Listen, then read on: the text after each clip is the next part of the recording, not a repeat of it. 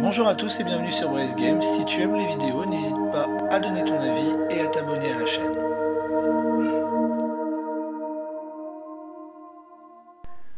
Bonjour à toutes et à tous. Donc aujourd'hui nous allons parler d'un jeu de plateau, donc de Alan Hermund aux éditions Day of Wonder. Donc c'est les Aventuriers du Rail Europe.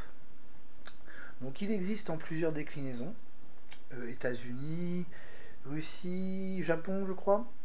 Donc là aujourd'hui on est vraiment sur la base Europe, donc il y a quelques petits points de règles un petit peu différents des autres pour ceux qui connaissent les autres aventuriers du rail. Donc petite présentation, boîte format standard. Alors très bien conçu pour le rangement.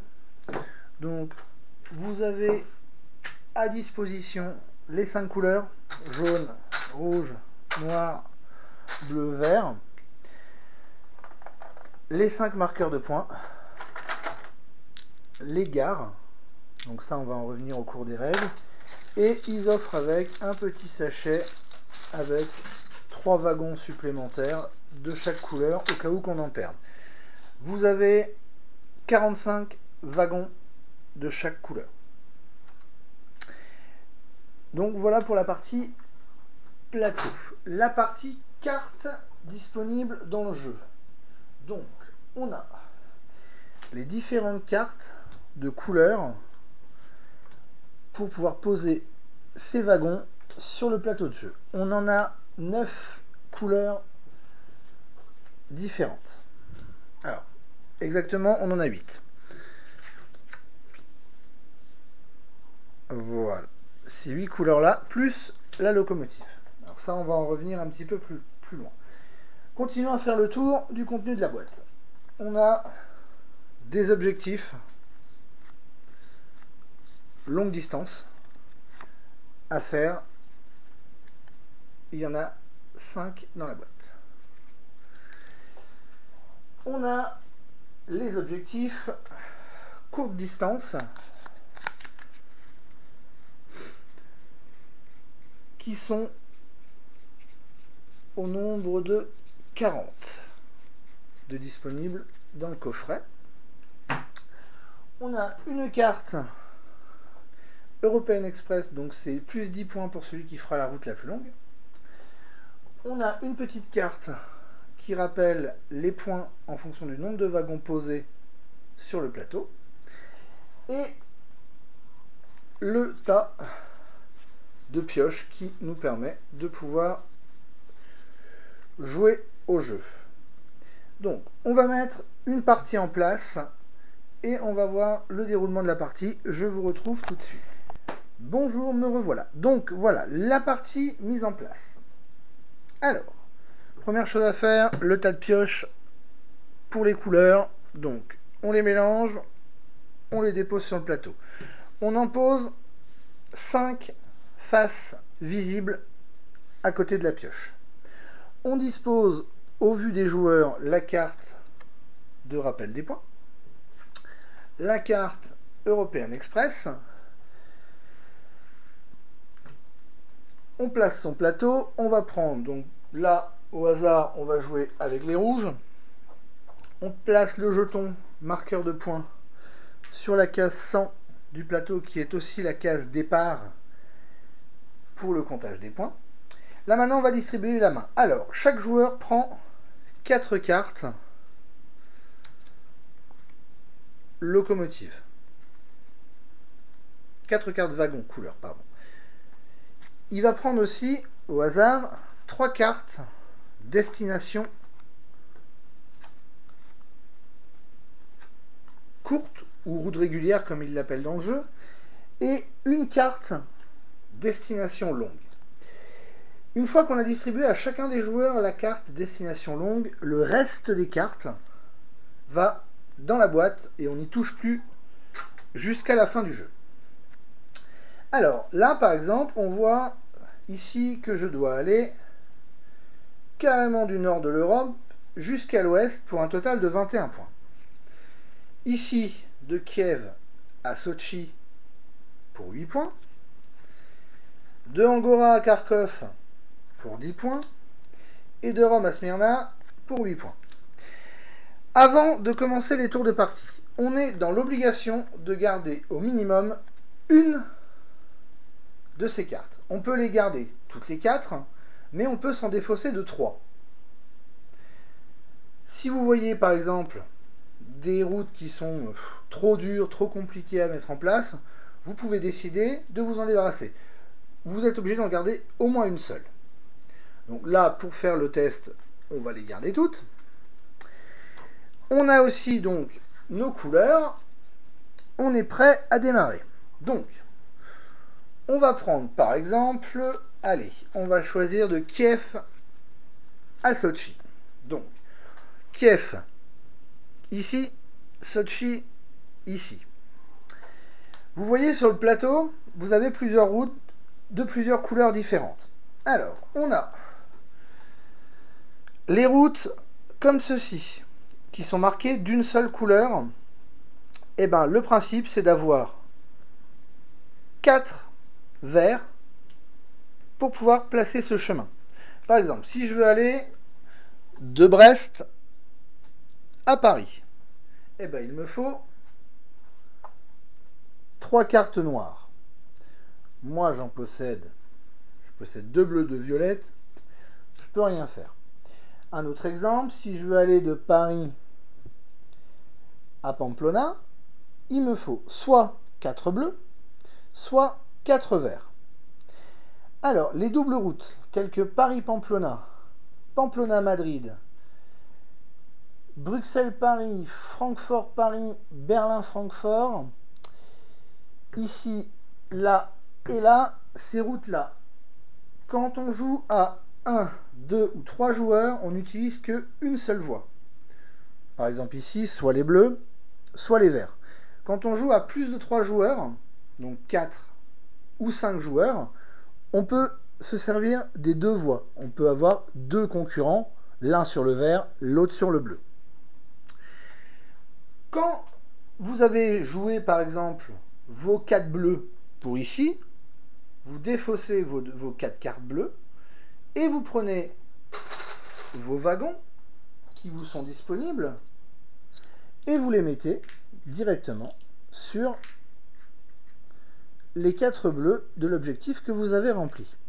Donc là, de votre couleur rouge, vous possédez la route Paris-Pamplona. Cette route-là est à vous. Elle vous permet de continuer votre périple. Une fois qu'on a fait ça, on a mis 4 wagons. Alors, pour connaître les points, on se repère à la carte de points. On voit que 3 wagons vaut 4 points. On augmente son marqueur de points jusque 4. Et ainsi de suite. Là, s'il avait fallu, par exemple, que dans mes cartes objectifs, Paris-Pamplona, voilà, Paris-Pamplona, hop, l'objectif était fait. On continue. Les tours de jeu. Il y a plusieurs choses qu'on peut faire. La première chose, c'est soit on pioche 2 cartes. Donc, soit 2 cartes face cachée, oui, soit 2 cartes face visible. Alors, à savoir que si on prend une carte face visible, on la prend pour soi et immédiatement, on en remet une. On peut la reprendre aussi, on peut reprendre. Par contre, la seule chose, c'est quand vous piochez, c'est 2 cartes obligatoires. Mais vous ne pouvez faire que ça. La deuxième chose que vous avez le droit de faire, c'est de repiocher des objectifs. Donc là, ce qu'on fait, on prend 3 objectifs, soit on les garde tous les 3, ou on en défausse 2, minimum on en garde 1. Ça, c'est la deuxième chose qu'on a le droit de faire. La troisième chose, c'est ce qu'on a fait au début, hein, c'est poser ses wagons si on a les couleurs qui correspondent au tracé qu'on a besoin de faire. Et la quatrième chose, c'est poser une gare. Alors une gare, à quoi ça sert? Donc, chaque joueur possède 3 petites gares comme ça. Ces gares-là vont permettre en fin de compte de dire, voilà, par exemple, bon, moi je suis rouge. Je dois faire Pamplona-Bruxelles. Mais mon concurrent a mis 2 wagons noirs entre Paris et Bruxelles. Donc si je veux aller à Bruxelles, soit je fais le tour par Francfort ou le tour par Dieppe. Bref, je suis obligé de faire un détour. Sauf si je pose ma petite gare sur Paris et qu'à la fin de la partie, quand on fera le comptage des points finaux, eh ben je dirais ok, c'est ta route, mais je peux aussi l'emprunter. Alors, une chose importante, ces gares. Tant que vous les avez en main, tant que vous les avez devant vous et non posées sur le plateau, à la fin de la partie, elle vous rapportera 4 points chacune. Si vous les posez sur le plateau, elles ne vous rapporteront rien. Mis à part si elles vous permettent de réussir un objectif, sinon, elles ne vous rapporteront rien. Pour le comptage des points, quand vous posez vos wagons sur le plateau, on compte les points au fur et à mesure. Par contre, les objectifs, tous ces objectifs-là, les points seront rajoutés à la fin de la partie. À savoir que tous les objectifs réalisés seront du bonus. Si je fais par exemple Kiev-Sochi, à la fin de la partie, on me rajoutera 8 points. Par contre, si je n'ai pas réussi à faire Kiev-Sochi, on me déduira 8 points de mon total. Alors, autre chose, tant qu'on est encore un petit peu sur le tour du plateau. Donc là, vous savez maintenant, dès que vous avez des routes de couleur, il vous faut obligatoirement les cartes correspondantes à la couleur pour pouvoir les faire. Vous remarquerez aussi sur le plateau que vous avez des cases qui ne sont pas colorées, qui sont grises. Alors, toutes les cartes grises, toutes les cases grises peuvent être remplies par n'importe quelle couleur. Bien évidemment, si on veut faire Berlin-Danzig, il y a 4 grises, il faut 4 couleurs, 4 de la même couleur. C'est obligatoire. Vous avez d'autres cases autrement où vous avez une carte locomotive et une case grise. Alors, ça veut dire que la couleur, on s'en fiche. Par contre, le seul impératif, c'est que vous ayez en main cette carte. Cette carte, c'est une locomotive. Donc, elle est dans le jeu pour 2 choses. La première, à des endroits, vous aurez obligé de la voir pour pouvoir tracer votre chemin. La deuxième chose, c'est que cette locomotive remplace n'importe quelle couleur de jeu. C'est un joker. Une chose importante par rapport à elle, quand vous la piochez, face cachée, elle est pour vous, il n'y a pas de problème. Par contre, si vous la prenez face visible dans votre main, vous n'avez plus le droit de piocher. Quand vous piochez une locomotive face visible, c'est terminé. C'est la seule chose que vous faites. Autrement, petite subtilité du jeu qui est, il me semble, que dans l'Aventurier du Rail Europe, ce sont les tunnels.